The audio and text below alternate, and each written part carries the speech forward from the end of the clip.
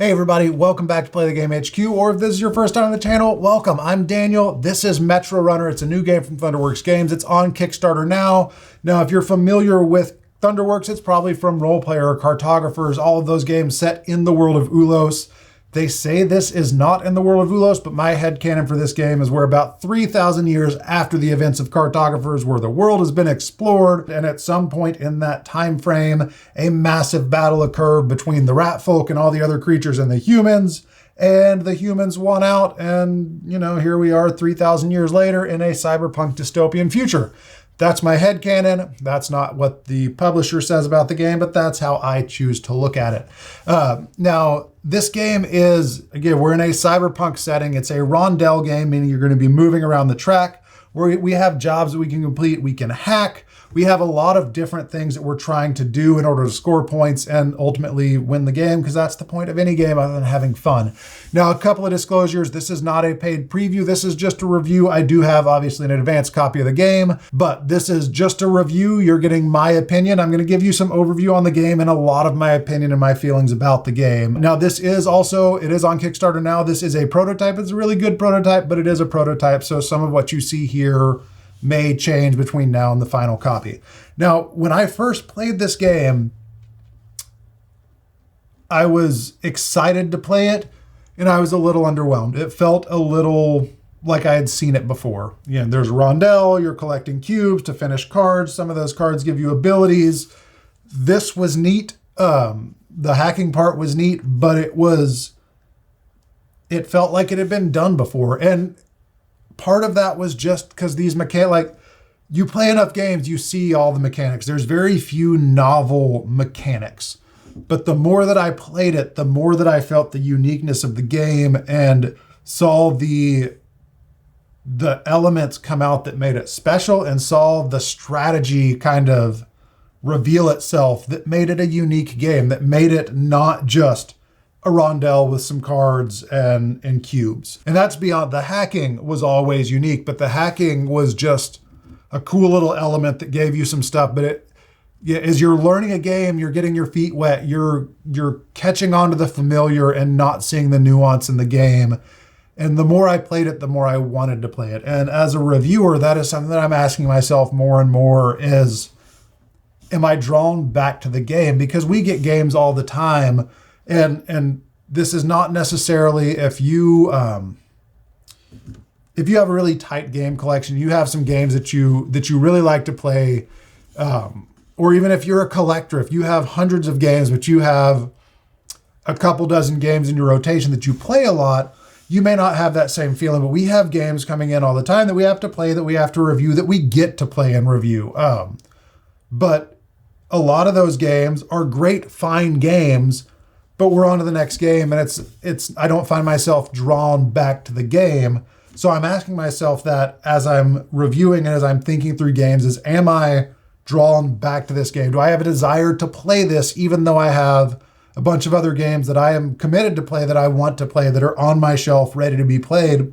And this is one of those that the more I played it, the more I have found myself drawn back to it. Like, I want to play it again. I'm sad that as soon as I finish this, I have to send it on to another reviewer, and I'm excited to get it once the Kickstarter fulfills, because I want to play it again, despite all of the other games that I have on my shelf ready to play. But I don't always have that feelings with games that we review. Even if they're perfectly great, fine games, they don't stand out. And this one stood out a lot to me once I played it 2 or 3 times and really, really got a strategy built that was working and saw the uniqueness of the game. So let's talk a little bit about how the game plays, and then I'll talk about those unique elements, because it's a really good mishmash of a lot of different mechanics. It's got some little miniature engine building, and I say miniature kind of, I look at it as more of a supportive engine. It's not a game like Splendor, where by the end of the game or halfway through,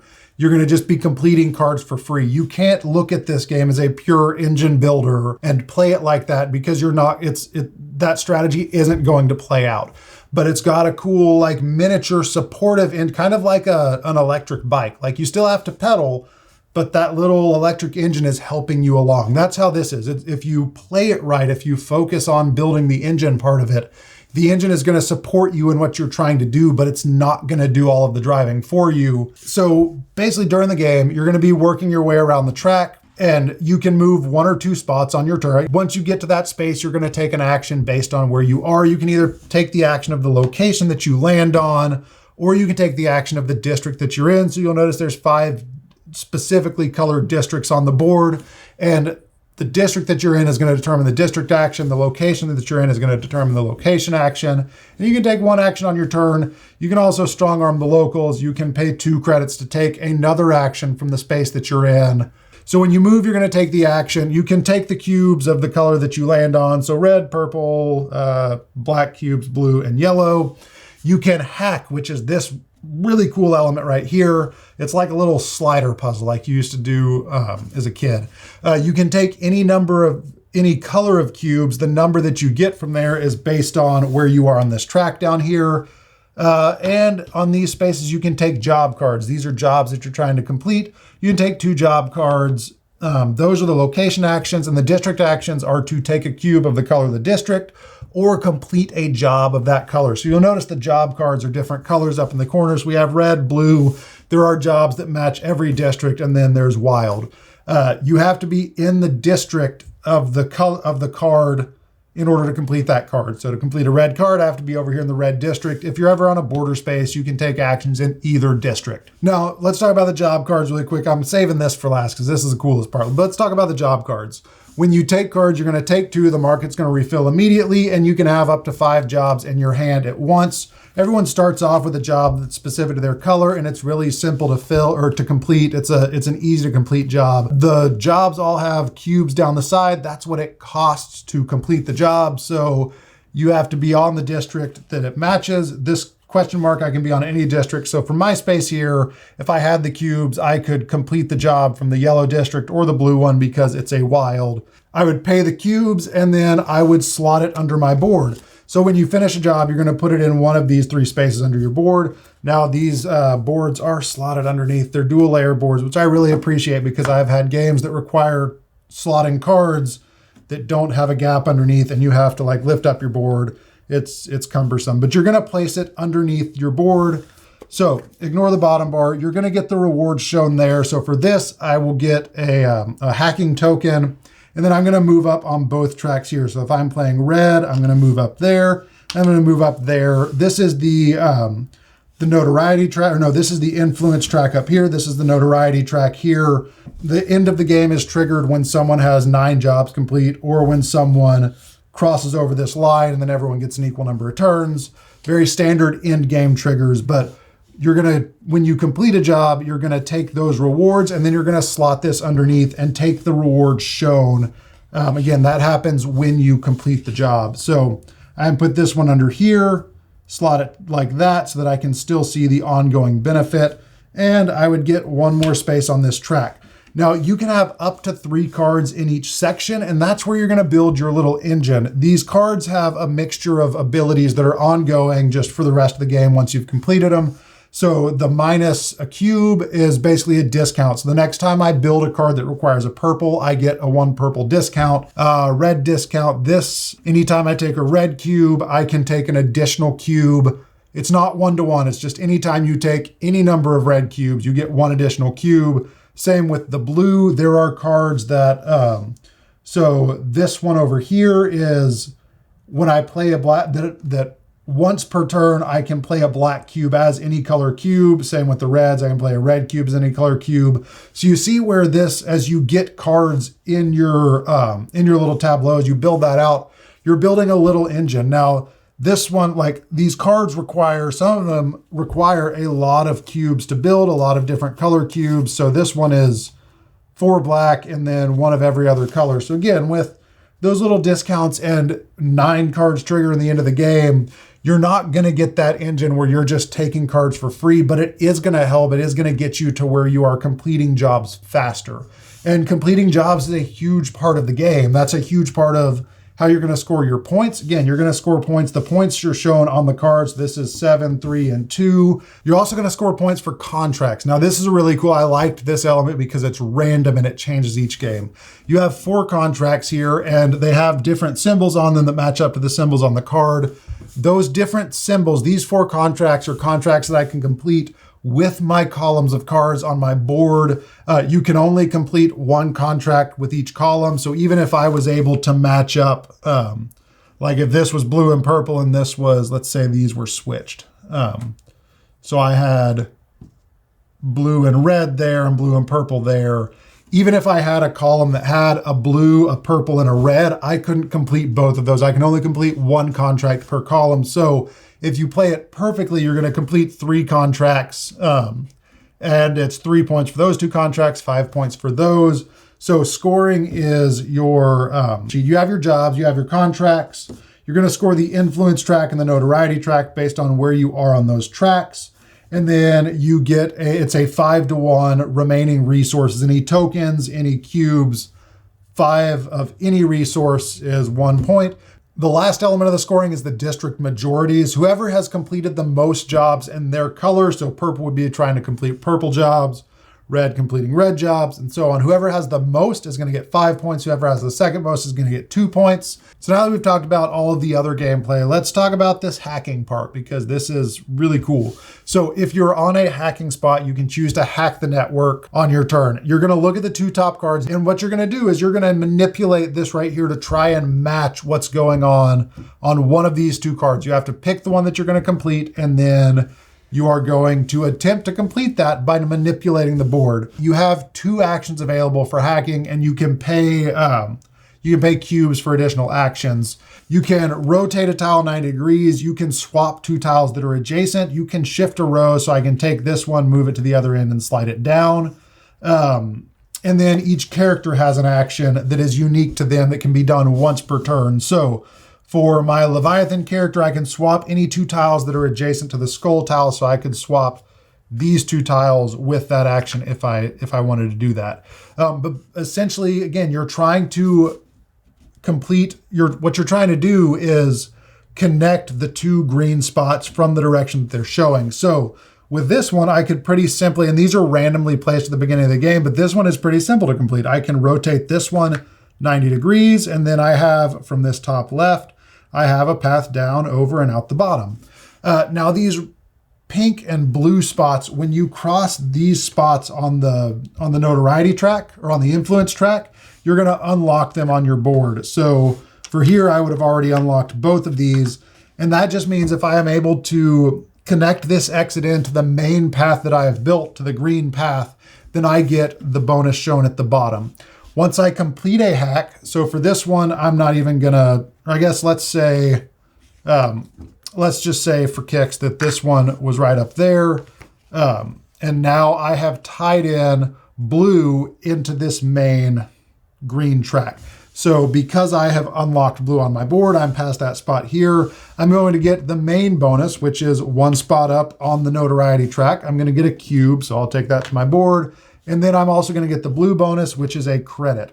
Once you've completed a hack, you're going to discard the card over here, and you're also going to place the colored cubes on the districts that are shown. So in this case, that is a purple on a purple and a purple on red. So purple goes on red and purple goes on purple. Whoever takes the district action in that district gets to take these after they complete the district action. So the more people hack, the more you're going to be drawn to certain districts in order to do that and take those cubes. So that is the hacking was, I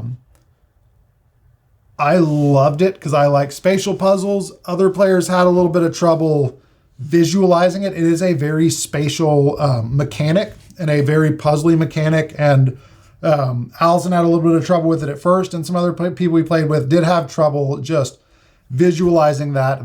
This is probably the part that people got hung up on the most, was just fiddling with this. And again, I don't think it explicitly said it in the rules, but we kind of had a rule of like, you can't play with it a lot and then back it up and do your 2. You need to kind of, once you manipulate the board, that's your shot. So you can't like say, oh, what if I slide that? Nope, I don't want to do that. I want to put it back, because that just draws it on forever.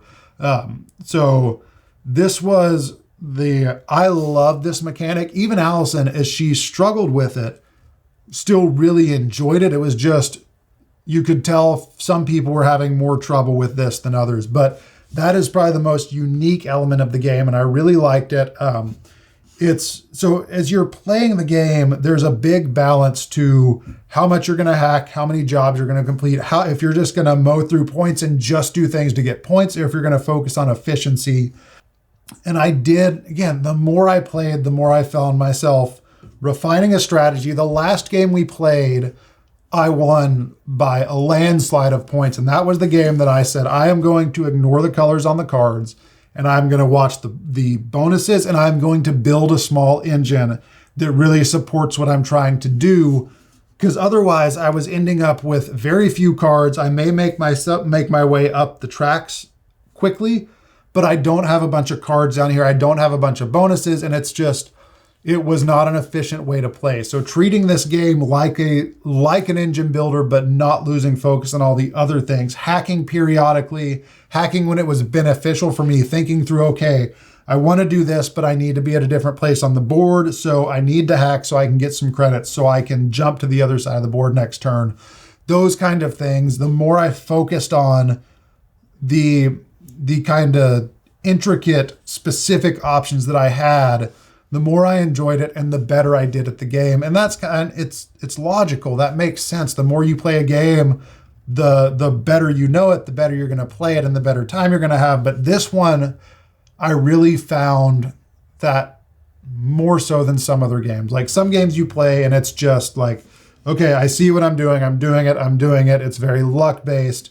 This one, obviously, there is some luck because you're stuck with the cards that are available to you, but it was just really maximizing the engine to the best that I could, focusing on buying cards that were going to lend themselves to that. So I have a black discount and a black wild, or something black can be used as something else. Then I'm gonna get cards that require a lot of black cubes, because I have the ability to get a lot and to manipulate those and use them as other things. It was a really good game. I really thoroughly enjoyed it. And again, the more I played it, the more I wanted to play. It was not okay, we played it, I can review it, and we have other games we need to get to. It was like, can we play that again? Can we, like, I want to play it again. And I don't always, just being honest, I don't always find myself in that position after I review games that I enjoyed playing. Some have a good experience and then I'm ready to move on to something else. That was not the case with Metrorunner. I am excited to get the final version of this game. I'm excited to play it more, to explore it more. And hopefully through all of this explanation, you've gotten a good idea of what the game is, can see if it's a good fit for you. It is on Kickstarter right now. We'll leave links below to where you can find it on Kickstarter. If you have any questions at all, please leave me a comment. I'm happy to answer anything that I can. Until next time, we'll see you later. Bye.